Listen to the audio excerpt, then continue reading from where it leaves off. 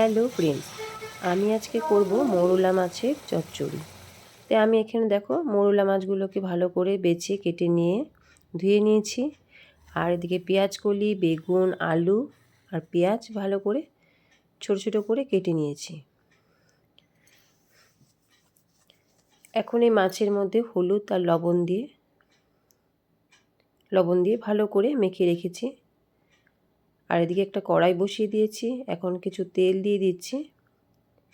এখন এই মাছের মধ্যে আমি হলুদ লবণ আগেই দিয়ে দিয়েছিলাম, তো হলুদ লবণ দিয়ে মাছটাকে একটু মেখে নিচ্ছি। তো এইদিকে আমার কড়াইটাও গরম হয়ে গেছে, এখন আমি মাছগুলোকে আস্তে করে ছেড়ে দিচ্ছি। তো মাছগুলোকে আমি বেশি ভাজবো না, হালকা হালকা করে এপিট ওপিট করে ভাজবো। বেশি নাড়াচাড়া করলে মাছগুলো ভেঙে যাবে। তো মাছগুলো আমি এপিট ওপিট করে ভেজে নিচ্ছি। এই মাছগুলো খেতেও ভীষণ টেস্ট। এটা যেভাবেই করা যাক না কেন, টমেটো পেঁয়াজ টেয়াজ দিয়ে ধনে পাতা দিয়ে দারুণ টেস্ট হয়। এভাবে করে সবজি দিয়ে খেলেও ভীষণ টেস্ট হয়। এটা ভাজা একটু কুরকুরে করে নিলে মাছটা খেতেও ডালের সাথে খুবই ভালো লাগে। তাই এইদিকে আমি তেলের মধ্যে একটু আলুটাকে ভেজে নিচ্ছি।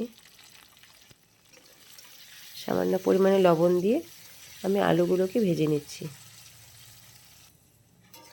সবজিগুলোকে আলাদা করে ভেজে নিলে খাবার টেস্টটাও বেড়ে যায়।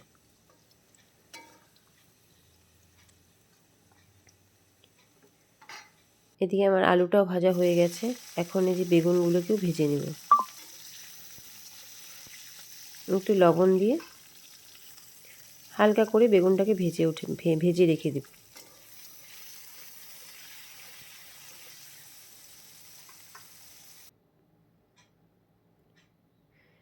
বেগুনটাও মোটামুটি আমার ভাজা হয়ে গেছে।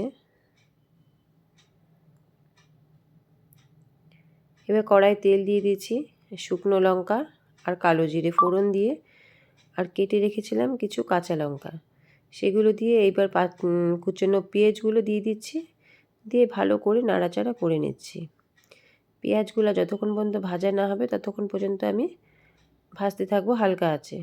এবার আমি টমেটোটাকে অল্প করে দিয়েছি, বেশি টমেটো আপনারা দিতে পারেন, কিন্তু আমার ভালো লাগে না, টমেটোটা দিলে খুব টক লাগে, তো সেই জন্য আমি অল্প করে দিয়েছি। এবার এই পেঁয়াজ কলিগুলোকেও দিয়ে দিলাম, দিয়ে একটু নাড়াচাড়া করে নিয়ে যতক্ষণ পর্যন্ত পেঁয়াজ কলিগুলো নরম না হয় সেভাবে ততক্ষণ পর্যন্ত আমি নাড়াচাড়া করেছি। এখন আমি জিরের গুঁড়ো, লবণ, হলুদের গুঁড়ো আর লঙ্কা গুঁড়ো দিয়ে ভালো করে দিয়ে একটু কষিয়ে নিচ্ছি। এখানে আমি কোনো পেঁয়াজ বাটা, রসুন বাটা এগুলো কিছুই আমি ইউজ করিনি, আমি হালকাভাবে এটা করেছি, খুবই সামান্য তেলে। আর দিকে মশলাটাও কিন্তু আমি অল্প পরিমাণে দিয়েছি। এবারে যে ভেজে রাখা আলু আর বেগুনগুলোকেও দিয়ে দিলাম,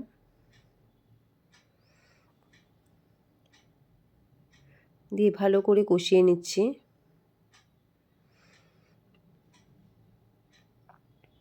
এবার সামান্য পরিমাণে একটু চিনি দিয়ে দিচ্ছি,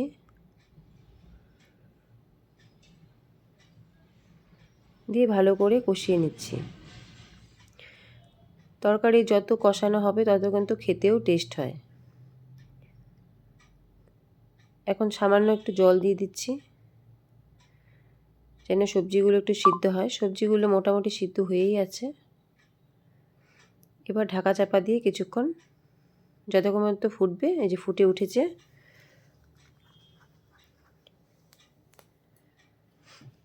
তো এবার আমি ভেজে রেখেছিলাম মাছগুলো, সেগুলো দিয়ে দিচ্ছি। এটা কিন্তু গরম ভাতের সাথে খেতে অসাধারণ লাগে। সামান্য তেল, ঝালও নেই, আর নামানোর আগে একটু ধনেপাতা দিয়ে খেতে কিন্তু খুব সুস্বাদু হয় এই চচ্চড়ি।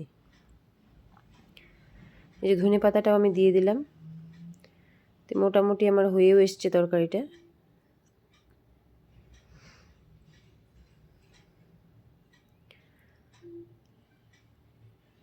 তো বন্ধুরা, ভিডিওটা ভালো লাগলে অবশ্যই একটা লাইক সাবস্ক্রাইব করবেন। টাটা।